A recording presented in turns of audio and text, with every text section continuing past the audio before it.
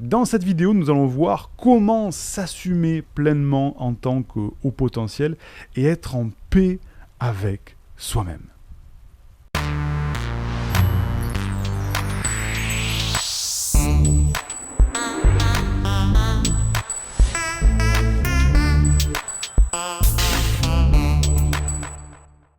Aujourd'hui, c'est une question d'Angélique qui m'a posé cette question sur la ligne rouge des hauts potentiels qui, je le rappelle, est un formulaire qui permet aux élèves de l'université des hauts potentiels de poser leurs questions et d'avoir une réponse en direct. Je traite les questions comme ça et ça permet à tout le monde de pouvoir en profiter.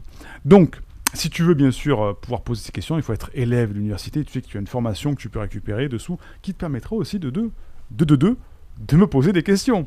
Alors, une question de Angélique qui me dit « Coucou Siegfried et merci pour ce fil rouge, encore une excellente idée. » Donc, je lis la question qui est sur l'écran là-bas.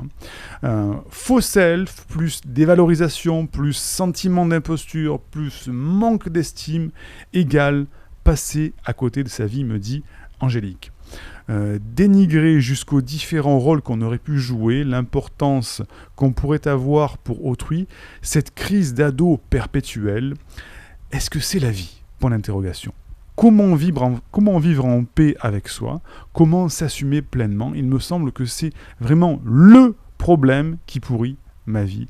Merci, me dit Angélique. Alors, Angélique, très bonne question, et je sens très profond un mal-être qui est en ce moment chez toi. Tu me parles de faux self, de dévalorisation, de sentiment d'imposture, de manque d'estime.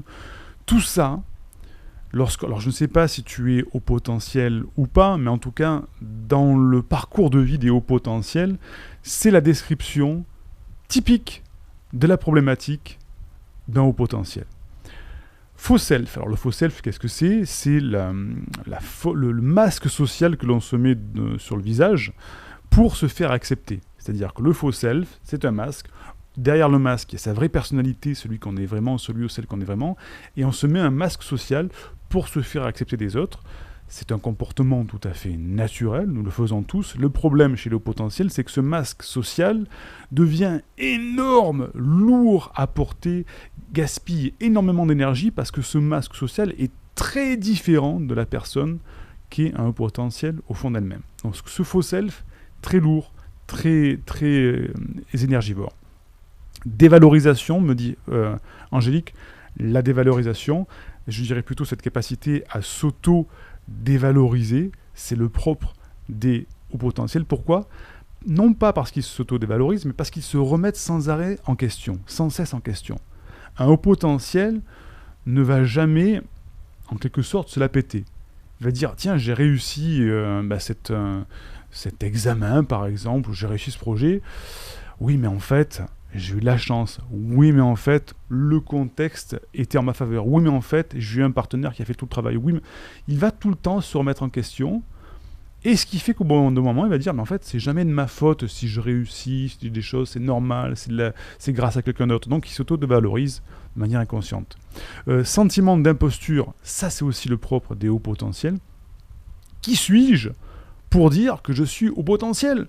Qu'est-ce que j'ai réalisé pour montrer aux autres qu'effectivement, j'ai un haut potentiel, je suis surdoué ?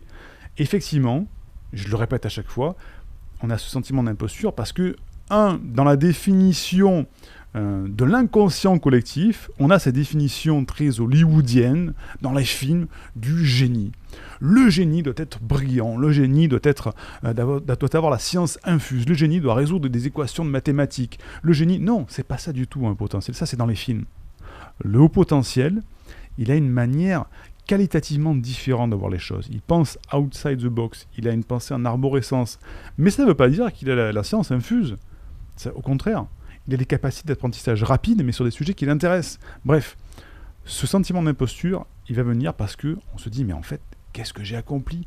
Si je suis au potentiel ou qu'on m'a annoncé, qu'on m'a diagnostiqué que je suis au potentiel, je regarde derrière moi, qu'est-ce que j'ai accompli ? Mais en fait, rien. J'ai une vie banale, j'ai même été mauvais à l'école, j'ai eu plusieurs boulots dans lesquels je ne me suis pas épanoui, mais je ne peux pas être en haut potentiel.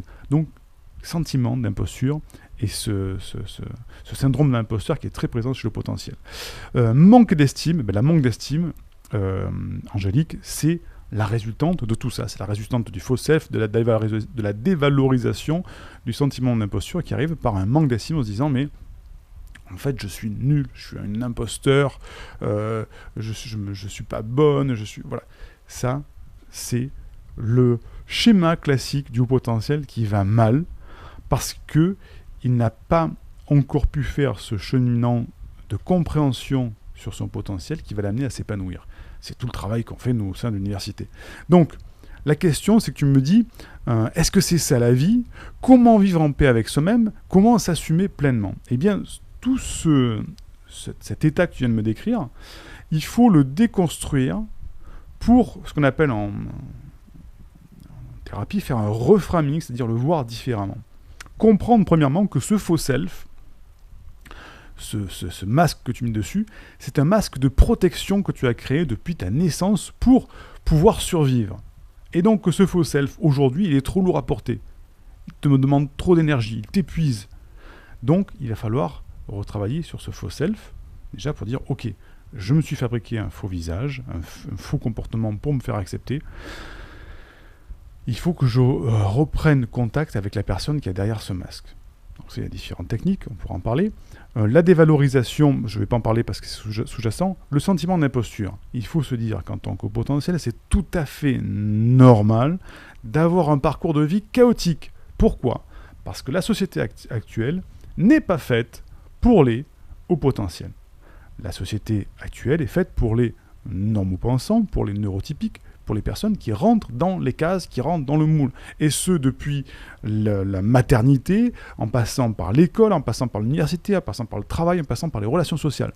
Tout ça est formaté de manière sociétale pour les normaux-pensants. Donc effectivement, quand tu te retrouves à être différent, tu ne rentres pas dans le moule, et effectivement, tu vas avoir ce sentiment de dévalorisation, d'imposture, de ne pas comprendre ta place, etc., etc. Donc, la vie, non, ce n'est pas ça. La vie, ça sera ça si tu continues à forcer, à remonter à contre-courant avec ce costume lourd que tu mets face aux autres. Il faut accepter de poser ce costume et se reconnecter à soi-même. Alors c'est un bien grand mot, Siegfried, t'es bien gentil, tu te dis de te reconnecter avec soi-même. Comment on fait pour se reconnecter avec soi-même? Donc déjà, c'est tout ce qu'on apprend à l'université des hauts potentiels, de manière bien plus détaillée, poussée que dans une petite vidéo, mais j'explique le principe. Pour se reconnecter avec soi-même, qu'est-ce qu'il faut faire? Il faut déjà arriver à sortir du brouillard dans lequel tu te trouves. C'est-à-dire que la majorité des hauts potentiels que je reçois en consultation, et Dieu sait combien j'en reçois, et qui viennent comme élèves, sont dans le flou par rapport à eux-mêmes. Ils ne savent même pas qui ils sont eux-mêmes.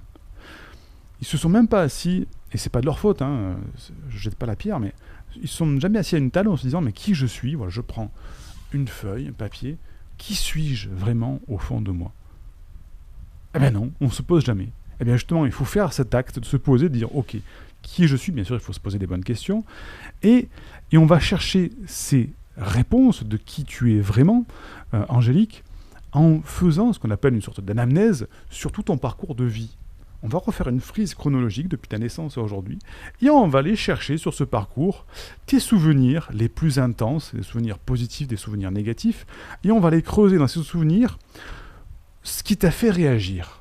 Parce que si toi tu ne sais pas vraiment qui tu es au fond de toi, eh bien tes émotions vont être le moyen de décoder qui tu es vraiment au fond de toi. Et ce qui te met en joie va pouvoir nous permettre de se relier aux valeurs qui t'animent, valeurs profondes qui t'animent, et ce qui te met en peine, en colère, tout ça, va aussi nous permettre de décrypter ce qui tu es au fond de toi. Et quand on fait cette étude sur ce qui te met en joie, ce qui te met en colère, qui t'énerve, eh bien on va ressortir avec toute une liste de valeurs qui vont te définir. Et le plus important chez une personne, pour comprendre qui tu es vraiment, ce sont tes valeurs. Sur quoi tu te reposes pour être heureuse, pour être épanouie, pour être en colère. Déjà, ça, c'est une grande source de réponse de faire ce travail-là. Une fois qu'on a fait ce travail-là, eh bien, on va reprendre ces informations sur qui tu es vraiment au fond de toi en se posant une question capitale. Une fois qu'on a fait ce travail-là, c'est, si je prends le cas de Angélique, Qu'est-ce qu'elle faisait la petite Angélique lorsqu'elle avait 6-7 ans? À quoi elle s'amusait? Qu'est-ce qui lui faisait plaisir? À quoi elle rêvait, la petite Angélique? Quels étaient ses jeux? Quels étaient ses rêves? Qu'est-ce qu'elle faisait, Angélique, à 7 ans? C'est quoi qui te plaisait? Et là, on se reconnecte à son enfant intérieur, qui est toujours là. Il est toujours là, notre enfant intérieur. On l'a jamais perdu. Seulement, il est écrasé, il est enfermé sous des chapes de plomb parce que il faut pas laisser paraître tout ça. On ne doit pas se reconnecter. Les émotions, c'est dangereux. Donc, il est toujours là, cet enfant intérieur. Il faut lui poser les questions. Et cet enfant va permettre de donner des réponses. Donc par rapport à ce travail qu'on a fait sur les sentiments positifs et les sentiments négatifs, ça va déjà nous donner des clés pour aller se reconnecter à cet enfant intérieur et répondre plus précisément, mais qu'est-ce qu'elle faisait cette petite Angélique à 7 ans? Et là on va avoir d'autres réponses, on va se reconnecter à son enfant intérieur. Là je fais des grands raccourcis bien sûr, en 5 minutes c'est très difficile de tout décrire, mais on va se reconnecter à cet enfant intérieur. Et une fois qu'on a cette reconnexion, on va pouvoir travailler sur ce qu'on appelle l'ikigai, sur la mission de vie. Certains appellent ça la mission d'âme, la mission d'incarnation. Moi, j'appelle ça l'ikigai. Enfin, c'est pas moi qui l'ai appelé, on appelle ça l'ikigai. Et là, on va essayer de tracer 3 cercles avec différents éléments. Je ne vais pas tout décrire là-dessus, mais on va essayer de trouver la concordance des 3 cercles au milieu, qui est l'ikigai, c'est-à-dire ce qui va me permettre de m'épanouir, ce qui va me permettre d'aider des gens, ce qui va me permettre de gagner de l'argent avec, et ce qui va me permettre d'être aligné avec mes valeurs. Et à partir de là, on se rend compte que le faux self tombe, la dévalorisation, elle est quasiment plus présente, le sentiment d'imposture, il est plus présent non plus, etc., etc. Donc la vie, c'est pas ça, la vie, c'est ça, quand on laisse tomber, ou qu'on reste dans cette zone de confort, enfin cette zone d'inconfort dans laquelle on est, mais cette sorte de jacuzzi. Et c'est pour ça qu'il faut faire tout ce travail, pour se reconnecter à ses émotions, son enfant intérieur, et ensuite passer à l'étape supérieure d'épanouissement, qui est trouver son aliment avec sa mission de vie. Je ne peux pas aller plus loin dans l'explication, sinon ça serait une formation, ça deviendrait trop long pour ceux qui ne sont pas intéressés par ça. Donc Angélique, je te recommande d'aller suivre les formations de l'Université des Hauts Potentiels, ou de prendre rendez-vous pour aller plus loin. Mais en tout cas, c'est comme ça que ça se passe pour s'épanouir, et tu peux déjà commencer à expérimenter par rapport aux questions que je t'ai posées dans cette vidéo. Je te dis à très vite, et j'espère t'avoir répondu.